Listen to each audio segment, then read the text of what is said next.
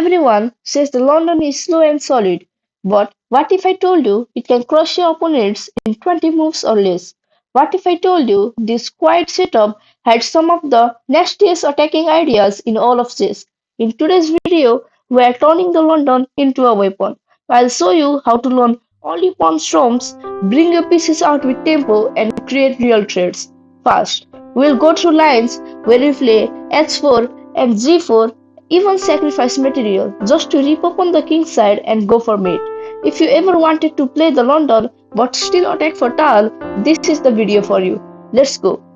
Before diving into the attacking principles, we are going to learn the basic setup of the London system, which we will achieve throughout the game.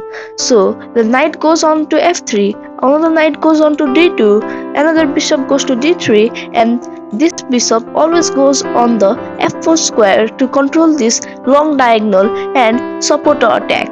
With this setup, we can launch various attacks on the black king and make him miserable. So, let's dive onto the example which I have prepared for you to learn the attacking principles of the London system. Now we are going to learn the basic setup of the London system through an example which I have prepared for you. We play b4, they play d5, we play bishop f4, developing the bishop on the long diagonal. We play knight f6, now we play e3 to further solidify the center and make it more stable. They play knight c6, now we play c3, creating a pawn pyramid. Now they play e6, we play bishop d3, developing the bishop onto the long diagonal so it can fuel our attack in the near future. They play bishop d6, now we play bishop g3. This is an important concept in the London system and is also a repeating pattern. So you should remember this truly. Now, if they castle, it is okay and we will go on with our plan. But if they take our bishop, we can take with the h pawn and fuel our attack with the open h file in the future. So we play knight f3, they play rook e8, we play knight e5, and remember, if they take here, we always take with the pawn, not the bishop, so that we can drive away this knight and play f4 so that we can support our center and also attack the black king. Now, if they come back and try to trade the knight, we play f4 anyway and support this knight, and in the near future we can also bring our other knight to f3 and support this knight, making it more stable and powerful for an attack. So let's dive on to the mating variations which I have prepared for you. Now we are going to see how we can checkmate our opponent in less than 15 moves. Do you know that in the London you can actually play very aggressive and checkmate your opponent in just 15 moves? Yeah, that is crazy, and we are going to learn how to do that exactly. So we get to the basic setup, but where they play g6, and this is the start of King's Indian defense, where they want to fenciter their bishop in the long diagonal so that they can fight against us in the queen's side. But we want none of that and we want to attack, so we play knight c3, trying to play e4 so that this knight cannot take it because our knight will be defending that square. Now they play bishop g7, continuing with their idea. Now we play e4 and they play d6, trying to block the bishop and also put a stop to e5 because e5 is very annoying and it drives the knight away. So we play queen to d2 to prepare some bishop trading things and long castle in the near future. They castle, now we also castle because we want to make sure that our king is safe before attacking, and this is a general idea and everybody should know it. They play c6 so that they can bring their queen in the attack in the future and also play b5. Now we just play f3 supporting the center because after b4 and b5, if our knight has to move away, we can defend the center nicely. So they play b5. Now we play bishop h6, trying to trade that bishop. Now they try to kick our knight. First we move the knight away. Now they develop the knight, trying to make their position more solid and suitable for defense, because our attack will soon come. Now we play h4. They play a5, trying to continue the attack with their own, but our attack is even more stronger. Now we play h5, trying to reopen the king and trying to checkmate him. Now knight takes d5. Now I am leaving you to find the brilliant move.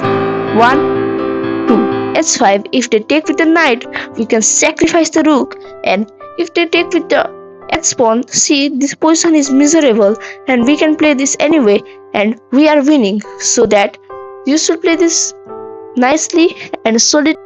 Wait.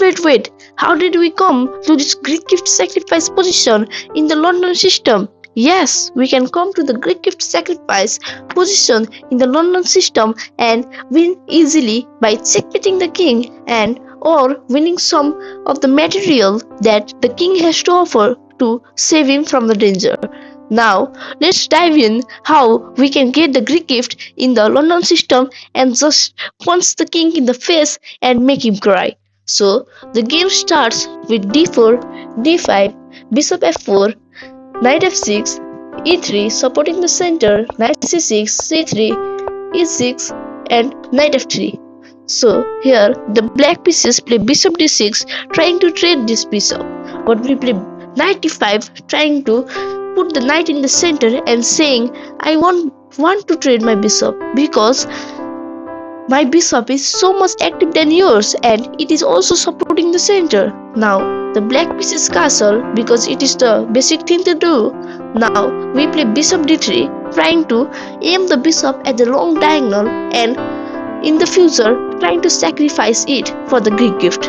Now they play rook to e8 for future purposes of going to e5 and having that pawn break. Now we play knight to d2 trying to come here. As you have seen, we are going to delay castling in the London system because we will have to attack, and because of castling it may harm our attack, so we don't castle in the London system early. They play knight d7. Now we get the Greek gift where we sacrifice the bishop to bring our queen in the attack. Now they take. Now we bring the queen in the attack and give a check. This is the position which I have showed in the video. Now they play king g8. Now we take the pawn. They put their king back. Now we again check, not to repeat but to make the king feel miserable. Now we check again. They go there. Now we check with the knight so that the king has to come over here. Now we bring another knight in the attack so that we can put it over here and just checkmate the king. They trade the bishop.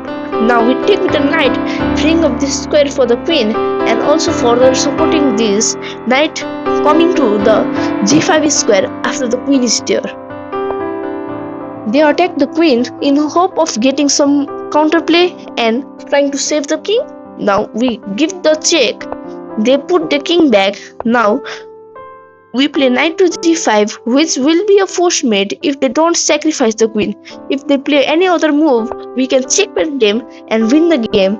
But if they want to play on, they have to sacrifice the queen for the knight and we will recapture, and we are totally winning with a dominant position, and you can play from your own from here and win the game easily and make your opponent cry.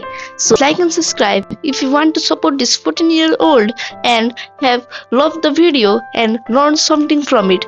And please drop some suggestions in the comments how can I improve my videos and make you guys happier.